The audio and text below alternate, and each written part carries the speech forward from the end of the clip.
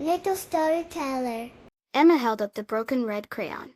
Its tip, once pointy and perfect for drawing happy suns, was now in two pieces. Her little brother, Leo, with his messy brown hair and a gap-toothed smile, stood nearby looking down at his shoes.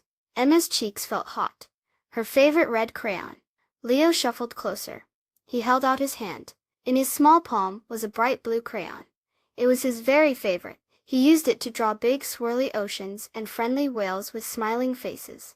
"I'm sorry, Emma," he mumbled, his big green eyes looking sad. "Here, you can have my blue." Emma looked at the shiny blue crayon. It was so bright and new. She looked at Leo's sad face. He was really sorry. A little smile started to grow on Emma's face. She took the blue crayon. "Thank you, Leo," she said. "It's a very nice blue." Emma and Leo sat at the big wooden table. Emma drew a bright yellow sun with her new blue crayon. It looked sunny and happy. Leo used the broken red crayon to draw little red flowers.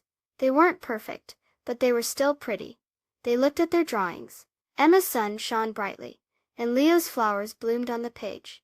Even though the red crayon was broken, they could still use it. Sometimes, even when things go wrong, we can find a way to make things right again. And sometimes, being kind is even better than having a perfect crayon. Please subscribe. Thank you.